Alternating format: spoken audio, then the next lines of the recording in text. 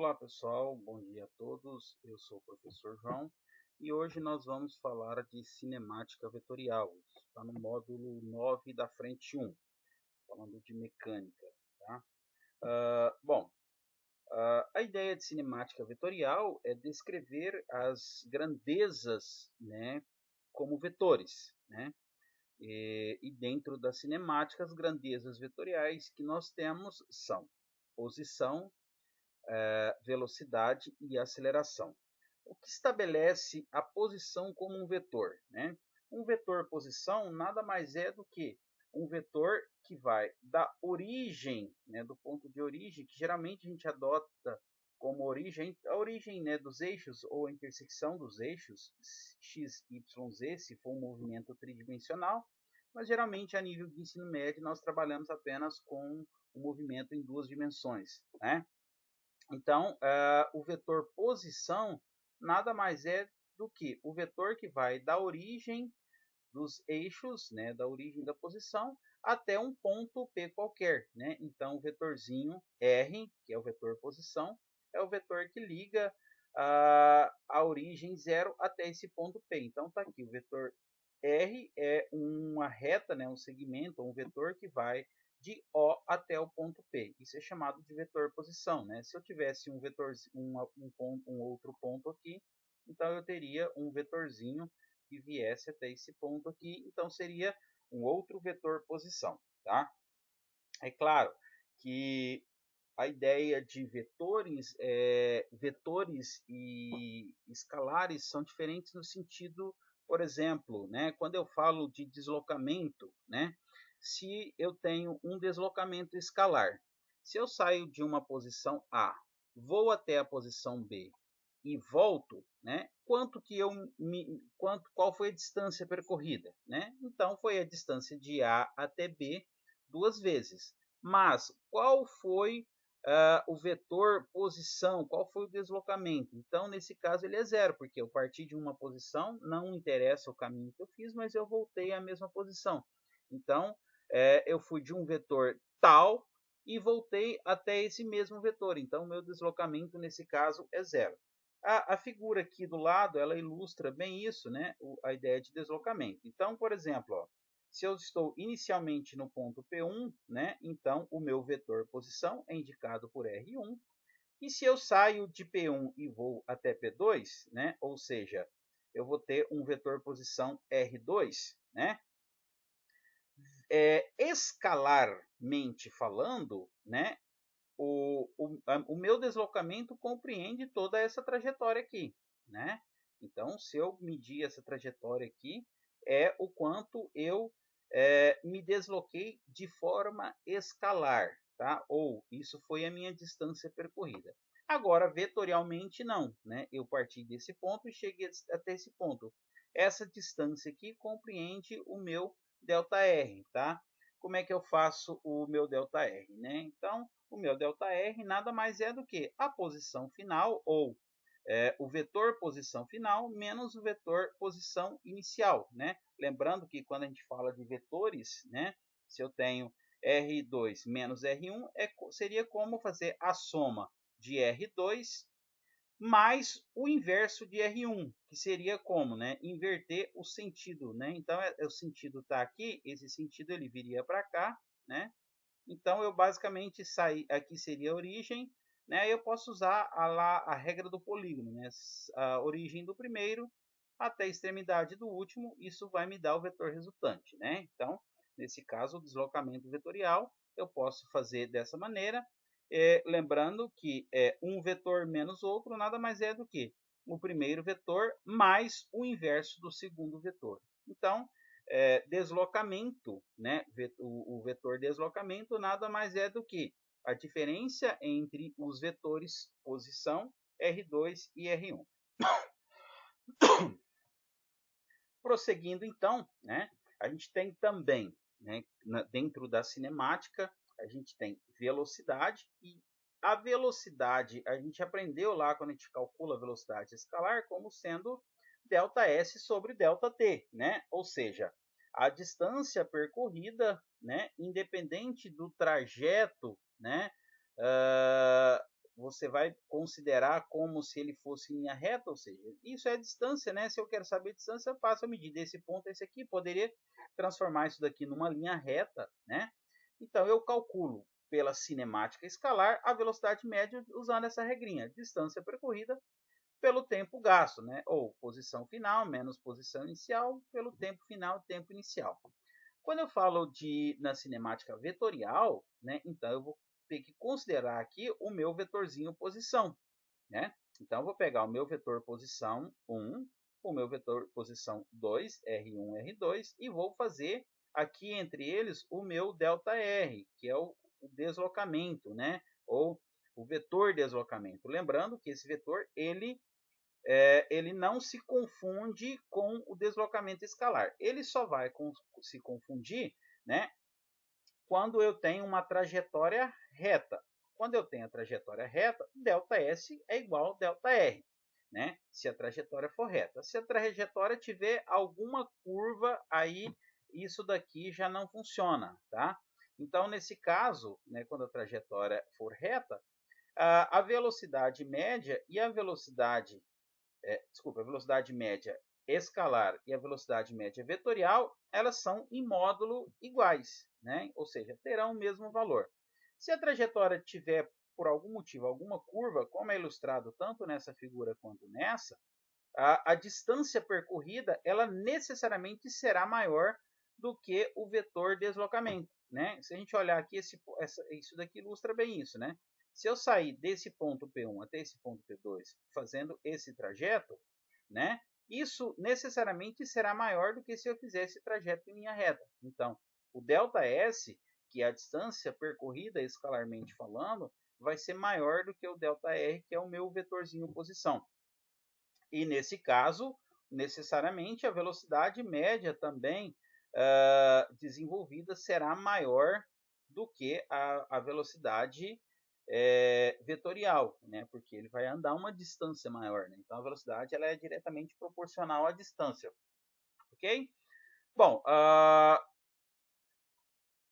o módulo do meu vetorzinho velocidade vetorial ele vai ser igual ao módulo do meu vetorzinho velocidade escalar quando a velocidade vetorial tem sempre direção tangente à trajetória, né?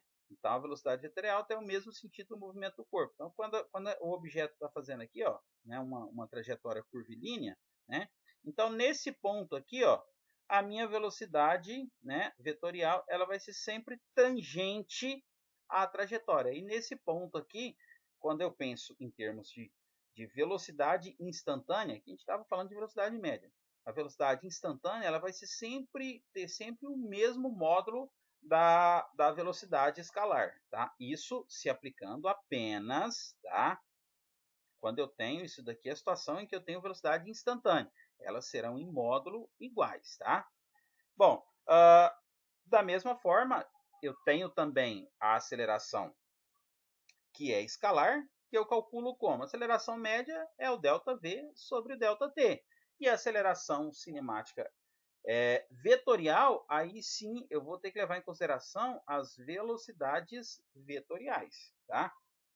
Só para ilustrar aqui, imagine que eu tenho uma trajetória que talvez curvilínea, talvez circular, não dá para afirmar aqui, porque só tem uma parte, mas dá para perceber que ela é uma trajetória curva, né? Então, ó, no ponto P1, a sua velocidade, ela é, lembrando sempre que a velocidade é tangente à curva, né? O vetor velocidade é tangente à curva. Então, no ponto V1 eu tenho essa velocidade e no ponto V2 eu tenho essa outra velocidade. Então, para calcular a variação da velocidade, né? Então, eu vou fazer V2 menos V1, né? Então, V2 está aqui, né? E V1 está aqui. Então, o meu vetor resultante é esse vetor aqui, tá? Mas como é que funciona? Lembra? Quando eu faço V2 menos V1, eu basicamente estou fazendo V2 mais o inverso de V1. E o inverso de V1, né, nada mais é do que o V1 invertendo o sentido. Então, aqui seria a origem e aqui seria a extremidade. Então, ele faria V1, V2. Então, esse é o meu vetorzinho resultante, né, da variação da velocidade, né? E necessariamente a aceleração média, porque eu tenho aqui um vetor, que é o meu ΔV, e eu tenho o ΔT, que é escalar, né? Então, o vetor aceleração média, ele vai ter a mesma direção e o mesmo sentido do vetor variação de velocidade, que é o que a gente enxerga aqui, ó, entre esses dois vetores, ó. Esse tem essa direção e esse sentido, esse é a mesma direção e sentido, porque a aceleração média nada mais é do que um produto entre o vetorzinho ΔV, que é esse cara aqui, vezes o inverso do tempo, né? Que seria 1 sobre t, que é um escalar, né? Então, pela regra, esses vetores terão a mesma direção e o mesmo sentido, tá? É claro que quando a gente está falando de movimento com aceleração, né? Se esse movimento descrever um movimento curvo, né? Em determinado momento, né? Sempre que a gente tem um movimento curvo, a gente tem agregado uma aceleração centrípeta. A aceleração centrípeta, ela é sempre perpendicular à tangente da curva, apontando sempre para o centro, né? Então imagina que nesse pontinho aqui eu tenha aqui uma trajetória que fosse curva, né? E aqui seria, né, apontando, aqui seria o raio dessa trajetória. Então, a aceleração centrípeta ela vai apontar sempre para o centro da curva, né? Imagina que nesse ponto aqui, essa aceleração centrípeta estaria apontando para cá. Nesse ponto, ela estaria apontando para lá, né? E aqui eu teria aceleração tangencial, pensando na ideia de que o meu movimento ele é circular, ou poderia nesse ponto aqui um movimento circular acelerado, né? Então eu vou ter aqui uma aceleração tangencial. Então eu tenho uma aceleração centrípeta para cá e tenho uma aceleração tangencial para cá. Então essa aqui, esse é o vetorzinho da aceleração resultante, né? Acabei riscando em cima aqui. Esse é o vetorzinho da aceleração resultante. Como é que eu calculo esse vetor, né? Eu posso pensar na projeção da aceleração centrípeta aqui. Aí eu teria, né, um triângulo retângulo. E a aceleração A resultante vai ser a somatória dos vetores. Aceleração tangencial mais aceleração centrípeta. E aí, nesse caso, eu posso usar o teorema de Pitágoras para calcular, né? A aceleração ao quadrado vai ser igual a aceleração tangencial ao quadrado mais aceleração centrípeta ao quadrado, ok? Imagine, né, que a gente tenha um movimento acelerado. O que é um movimento circular acelerado? Quando a gente tem um movimento circular acelerado, né, lembrando sempre, a velocidade ela vai ser sempre uma reta tangente ao ponto da curva, né? Então, nesse caso, ó, eu vou ter uma aceleração para lá. Então, essa aceleração ela vai fazer com que essa velocidade seja em módulo cada vez maior, né? E se eu tiver um movimento retardado, vai ser o contrário, né? Porque a velocidade é uma tangente à reta apontando na direção e sentido do movimento. Lógico, nesse ponto aqui, o sentido do movimento é para lá. A aceleração tangencial, se o movimento for retardado, ela tem a mesma direção que a velocidade, porém ela tem sentido contrário, né? Ela vai trabalhar contra essa velocidade, né? Então, vai fazer com que cada vez a velocidade desse objeto seja menor, né? No caso do movimento curvo, né? Então, se eu tenho um movimento circular uniforme, então, independente de ser uniforme, mas se ele é circular, necessariamente eu preciso ter uma aceleração centrípeta. Por quê? Porque eu preciso que tenha algo, né, mudando a velocidade. Mas como assim? A velocidade não é constante? Sim, ela é constante em termos de módulo. Mas à medida que ele descreve esse movimento curvo, o seu vetor velocidade ele vai mudando a direção, né? Então, se ele está mudando a direção, então eu preciso ter um agente para que faça isso. E esse agente é a aceleração. Então, por mais que ele descreva um movimento curvo, né, movimento circular uniforme, ele vai ter sempre uma aceleração, porque essa aceleração vai estar sempre forçando ou apontando para dentro, mudando a sua velocidade sempre para a tangente do círculo, né? A aceleração centrípeta ela é igual a velocidade ao quadrado, né? Ou seja, essa velocidade que ele descreve aqui, dividido pelo raio, né? Se é um movimento, se descreve uma curva, né? Em algum momento essa curva vai ter características de movimento circular. Pode não necessariamente ser um movimento circular, mas em algum ponto ali ela vai descrever características de movimento circular. Então, essa curva ela vai ter um raio. Então, a gente calcula a aceleração centrípeta pela velocidade ao quadrado dividido pelo raio. Se o movimento for circular e variado, né, aí o que acontece? Ó, eu vou ter a aceleração tangencial, a aceleração centrípeta. E aí eu vou ter uma aceleração resultante, né, que a gente aprendeu lá usando o teorema de Pitágoras, como é que faz para calcular. Então, nesse caso, o que acontece? Além da velocidade estar mudando de direção, aqui nesse caso ela só mudava de direção. Aqui, além dela estar mudando de direção, ela também estará mudando de intensidade. Ou seja, à medida que ele vai descrevendo esse movimento aqui, né, a sua velocidade ela vai mudando de direção, mas também vai aumentando a sua velocidade. Então, nesse caso aqui, ela tinha um vetor velocidade, aqui esse vetor vai estar um pouquinho maior, aqui esse vetor vai estar um pouquinho maior ainda, e cada ponto mais esse vetor velocidade vai estar aumentando mais ainda, tá? Justamente porque existe aqui essa aceleração tangencial. Ok, pessoal? Alguns exercícios foram propostos aí, vamos tentar resolver alguns deles, né?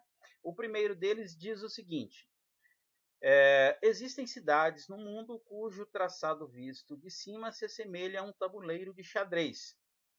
Considere um ciclista trafegando por uma dessas cidades, percorrendo inicialmente 2 km no sentido leste, seguido por mais 3 km no sentido norte. A seguir, ele passa a se movimentar no sentido leste, percorrendo novamente 1 km e finalizando com mais 3 km no sentido norte.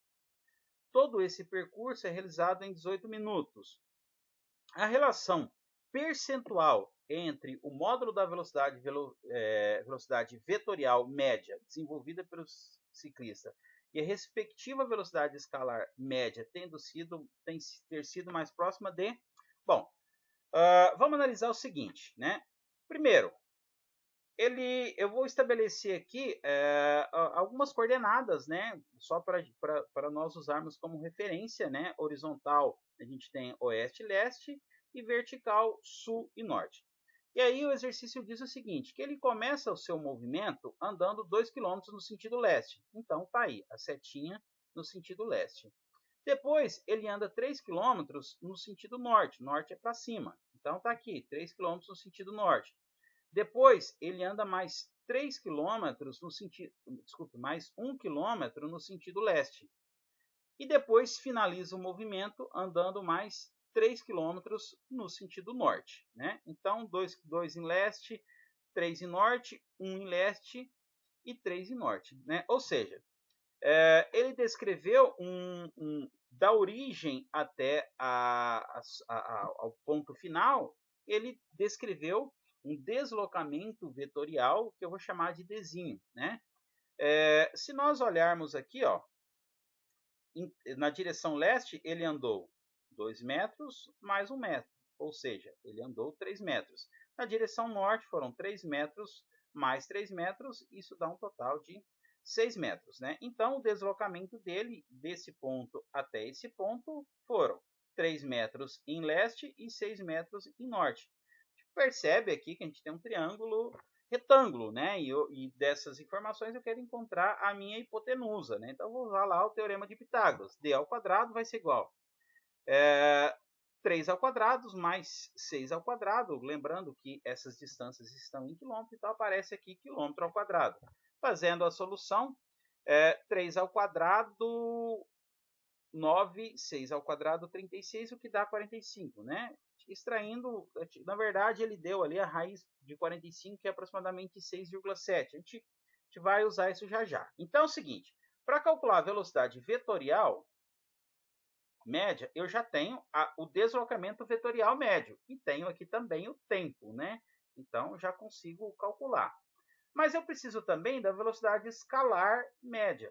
Lembrando que a velocidade escalar, ela não interessa, ela interessa apenas a distância percorrida. Ou seja, ele andou 2 km aqui, 3 aqui, 1 aqui e 3 aqui. Então vamos lá, né?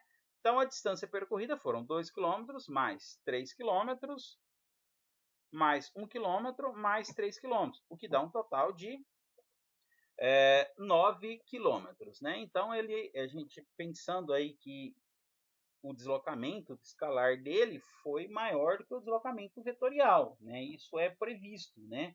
Pela teoria que a gente acabou de falar, né? Bom, calculando então as velocidades, né? A velocidade escalar vai ser o deslocamento escalar, desculpa, a velocidade vetorial vai ser o deslocamento vetorial, que é o dzinho, dividido pelo ΔT. E a velocidade escalar vai ser o ΔS dividido pelo ΔT, né? Lembrando, as duas velocidades médias, né? Se eu fizer a razão entre elas, né? Velocidade vetorial média dividido pela velocidade escalar média, eu vou ter isso dividido por isso. Mas como o tempo que ele deu aqui como sendo 18 minutos é o mesmo, então ó, daria para eu simplificar. O que eu tenho? Que a velocidade vetorial sobre a velocidade escalar nada mais é do que o deslocamento vetorial sobre o deslocamento escalar. Deslocamento vetorial está aqui, raiz de 45, deslocamento escalar a gente já calculou, 9. Mas olha aqui, ó, ele me dá uma informação interessante. Ele diz que a raiz de 45 ela é aproximadamente 6,7. Então, essa continha nossa se torna 6,7 dividido por 9. Então, basta fazer essa continha aqui. É claro, né, eu já peguei lá na calculadora, fiz a conta e cheguei que a velocidade média, a velocidade vetorial dividida pela velocidade escalar, ela dá 0,74. Como eu quero em termos percentuais, basta multiplicar esse valor por 100, que corresponde a 74%. Então, a resposta para a alternativa é a letra C. Ok?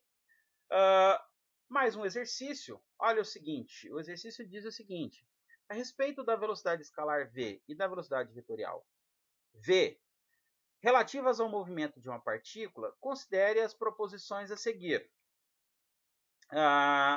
Primeiro, para valores instantâneos, terão módulos sempre iguais, né? Se as velocidades instantâneas v escalar e v vetorial terão sempre valores iguais? Sim, né? Sim, porque independente da situação, de como seja o movimento, para cada instante o vetor velocidade vetorial ele está modificando, né? E essa modificação, né, supondo que o movimento não seja em linha reta, né, vai fazer com que o vetor escalar e o vetor velocidade sempre se coincidam. Então, nesse caso, para qualquer movimento, as velocidades instantâneas, tá? A velocidade média, não. As velocidades instantâneas, elas sempre serão iguais, né? A velocidade escalar v é constante quando o movimento da partícula for uniforme, não importando sua trajetória? Sim, né? Como característica do movimento uniforme, v ele é sempre constante, tá? Então, como característica do movimento, se eu estou falando escalar, então a velocidade é sempre constante, né? Isso é um estabelecimento do movimento uniforme. Terceiro, para ter a velocidade vetorial v para uma partícula em movimento, somente será constante se o movimento for retilíneo e uniforme? Sim, claro, né? Se o movimento for retilíneo e uniforme, significa que v não está alterando, tá? Então, só explicando, né? Por que retilíneo, né? Porque se eu tenho um movimento que não é retilíneo, por exemplo, um movimento circular, necessariamente a velocidade ela pode ela precisa ter um agente que vai modificar a sua direção, né? Lembra, o movimento circular, a cada instante a velocidade vai estar apontando para uma direção e aí ela está mudando, né? Ou seja, ela pode não estar mudando em módulo, mas ela está mudando a sua direção e o seu sentido, tá? Então, para ter a velocidade módulo constante, o movimento ele sempre tem que ser uniforme, né? Sempre retilíneo, tá? Se não for uniforme, automaticamente a velocidade não é constante. Se ele não for retilíneo, ela vai estar mudando a direção e o sentido, então também não funcionará. Então é preciso sim que tenha a velocidade que seja uniforme e retilíneo. E para finalizar, no movimento circular e uniforme, a velocidade ela é constante? Ela, em módulo, ela até pode ser constante, mas a sua direção e o seu sentido, elas estarão variando, né? Então, quando fala em velocidade, a gente precisa pensar que se estabelece aqui, né, a ideia de velocidade vetorial, né? Se não está falando velocidade escalar, a gente já pensa em velocidade vetorial. E na velocidade vetorial, o movimento circular, para cada instante, ela vai ter uma direção, né? Então essa direção é variável. Então essa alternativa ela é falsa. Analisando então aí 1, 2 e 3 são verdadeiras, então resposta correta, letra C. Ok, pessoal? Exercício número 3 diz o seguinte: um professor utiliza essa história em quadrinhos para discutir com os estudantes o movimento de satélites.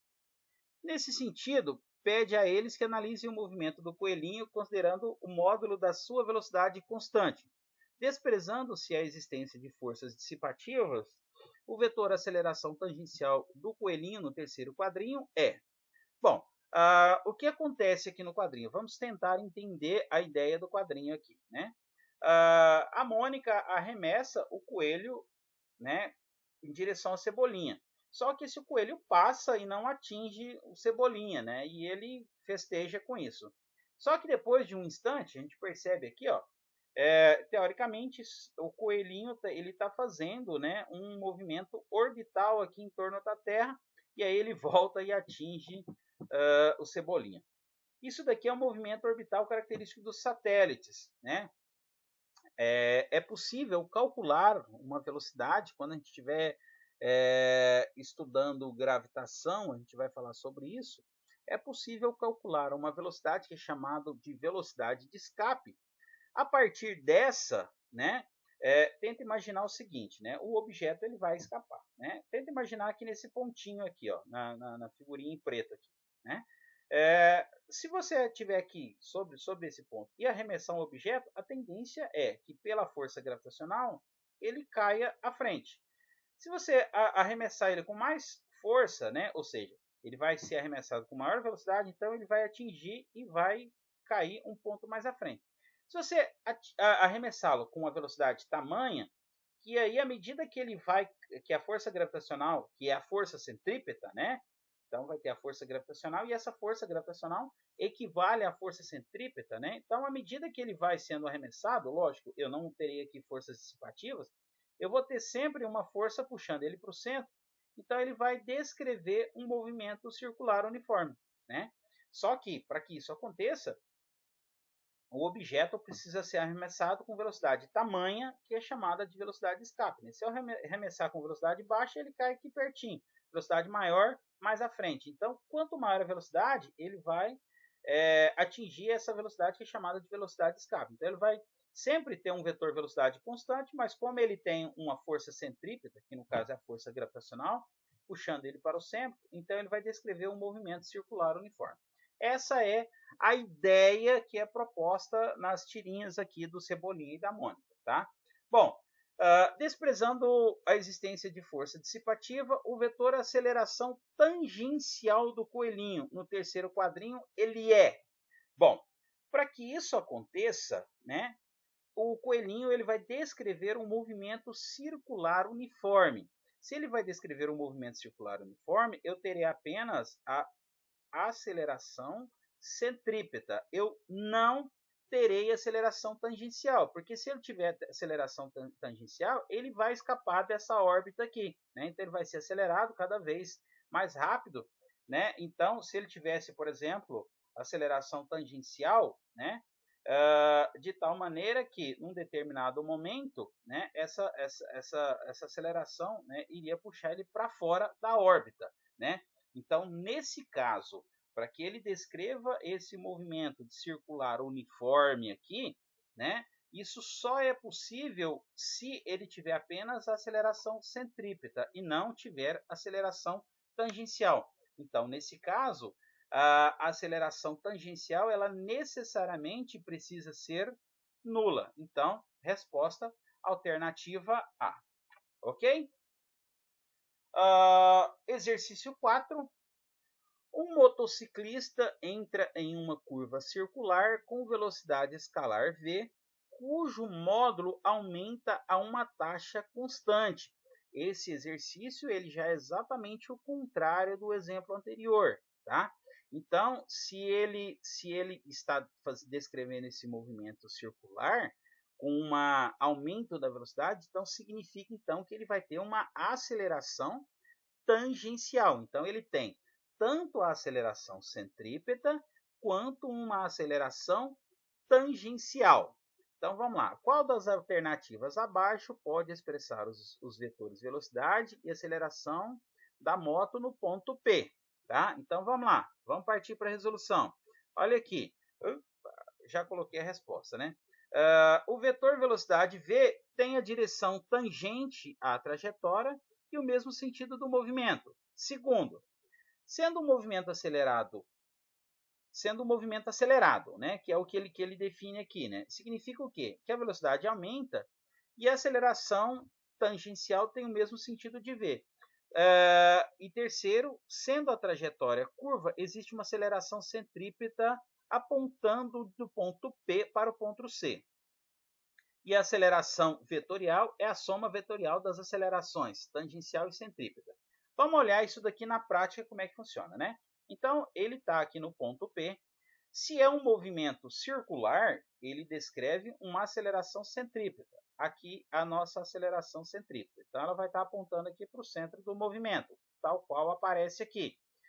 E ele diz o seguinte, que a velocidade escalar aumenta a uma taxa constante. E se ela aumenta, significa o quê? Que eu tenho não só uma aceleração centrípeta, que aponta para o centro, mas eu também tenho uma aceleração tangencial, que é a aceleração que é ilustrada aqui, ó. Então, ó, eu tenho uma aceleração centrípeta e tenho uma aceleração tangencial. Lembrando que a aceleração tangencial, ela sempre terá a mesma direção da velocidade, tá? Nesse caso, como ela falou que aumenta, ela vai ter a mesma direção e o mesmo sentido, tá? Se aqui tivesse escrito diminui, a velocidade estaria apontando para cá, mas a aceleração no sentido contrário, tá? Então, como diz que aumenta, né, ela vai contribuir para a velocidade, então tem a mesma direção e o mesmo sentido. Bom, aí nesse caso é o seguinte, o meu vetorzinho velocidade, né, olha, o sentido do movimento. Então, por aqui, ó, eu já consigo uma informação. Se o sentido do movimento é esse, quando chegar no ponto P, lembrando, a velocidade ela é tangencial. Então, ó, essa velocidade vai estar apontando para cá, tal qual é ilustrado aqui. E a aceleração nada mais é do que a soma vetorial da aceleração centrípeta e da aceleração tangencial, né? Então, eu posso pensar, fazer a projeção dessa aceleração centrípeta aqui, que aí eu passo a ter um triângulo retângulo, onde quem me interessa é a aceleração. E aí, ó, a aceleração nada mais é do que a soma dos vetores, aceleração tangencial mais aceleração centrípeta. Que nesse caso eu posso calcular usando o teorema de Pitágoras, se eu tivesse valores. É claro que eu não tenho, né? Então a gente já sabe que a respostinha é essa aqui, né? Então esse é o vetor velocidade, porque ele é tangencial no ponto P, e a aceleração, como eu tenho aceleração tangencial para cá, aceleração centrípeta, né? Então a minha aceleração resultante vai ser algo desse tipo aqui assim. Então a alternativa que melhor representa isso é a que aparece na letra C, ok? Então, exercício número 5, se eu não estiver enganado, acho que é o último dos exercícios. Uma partícula desloca-se solidária a um trilho circular com raio de 5 metros, né? Então, aqui tem um raio de 5 metros e ela está se movimentando. Quando ela fala solidária, significa que ela está descrevendo um movimento circular. Sabe-se que o ângulo θ está aqui, indicado na figura, segue a equação θ é igual a 1 vezes t ao quadrado, onde t é o tempo em segundos e θ é o ângulo medido em radianos. O módulo do vetor aceleração da partícula e em t igual a 1 segundo vale. Bom, vamos lá para a resolução. Eu preciso pensar o seguinte, que eu consigo relacionar esse ângulo θ aqui, né, com o deslocamento escalar, S, né, através do raio, né? Só lembrando que o ângulo θ nada mais é do que o deslocamento escalar, né, ou esse deslocamento linear, que pega essa distância do ponto P até aqui e espichar isso em linha reta, dividido pelo raio, né? Ou seja, o raio, se está dividindo, eu passo para o outro lado multiplicando, então a distância percorrida nada mais é do que o raio vezes o ângulo, né? Quanto maior for o ângulo, maior vai ser o S, né? Ou quanto maior fosse o raio, maior seria o S. Então, isso é representado da seguinte maneira. Bom, mas o o θ, ele estabeleceu como sendo, ó, 1 vezes t ao quadrado. Então, ó, vou substituir aqui. S é igual a θ, que é 1 vezes t ao quadrado, vezes o raio. Ó, ele disse que o raio vale 0,5 metros. Então, ó, a posição vai ser o θ, que é 1 vezes t ao quadrado, vezes o raio, que é 0,5, né? Só reescrevendo a equação, 1 vezes 0,5, 0,5 vezes t ao quadrado. E aparece em sistema internacional, porque o raio está em metro e o tempo está em segundo, então, por isso que aparece em sistema internacional. Bom, mas eu preciso calcular a aceleração, né? Eu tenho apenas posição. Qual a relação da posição com a aceleração? Lembra, se eu pegar a função da posição e fizer a primeira derivada, isso me dá velocidade. Se eu fizer a segunda derivada, aí sim eu tenho a aceleração. Então, vamos lá. Primeira derivada. Velocidade é ds dt. Como é que eu derivo? Eu pego o expoente, ds multiplicando, pego o expoente menos 1. 2, ele vai descer multiplicando, vai ficar 2 vezes 0,5, que dá 1. t elevado a 2, 2 menos 1, t. Então, essa é a funçãozinha da velocidade. Tá? Bom, mas quando eu falo em aceleração, né, eu posso pensar aqui, ó, que eu possa ter dois tipos de aceleração. A primeira delas, a aceleração centrípeta.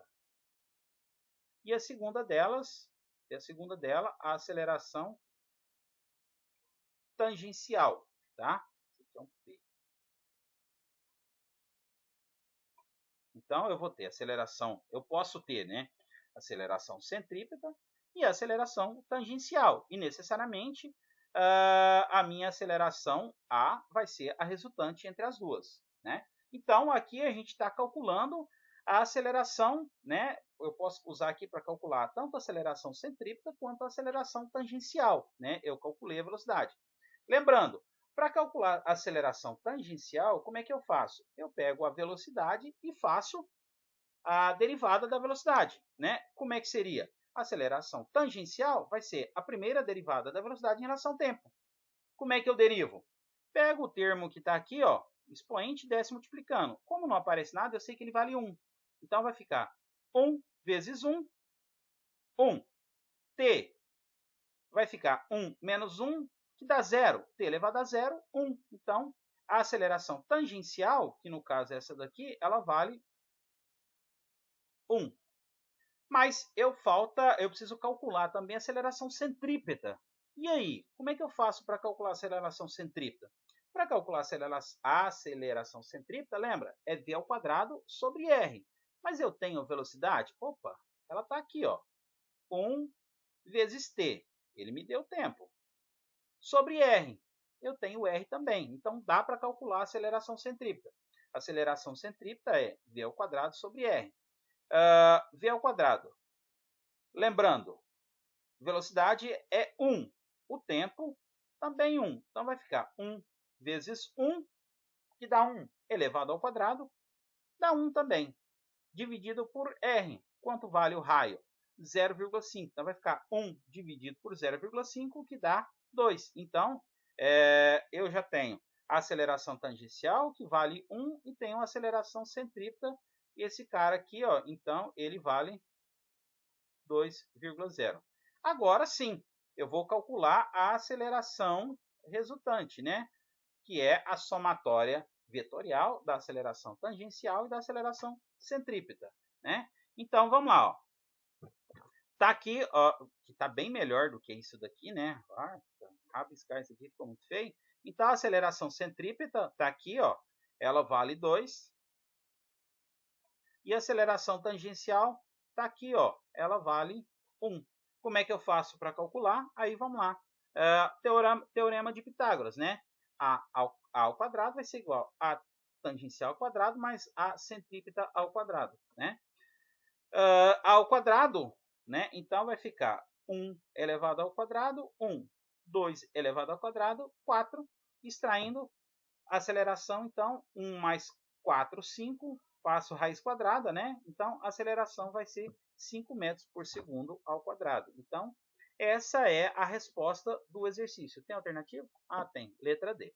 Ok, pessoal? Vou deixar para vocês um exercício. Opa, caramba, tampou aqui, né?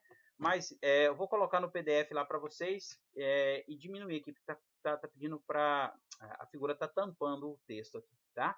Então, só lembrando, quem resolver primeiro de maneira correta e me mandar lá no grupo, tá ganhando tá valendo uma caixinha de bis. Eu coloquei a observação ali, depois vocês olhem lá, tá?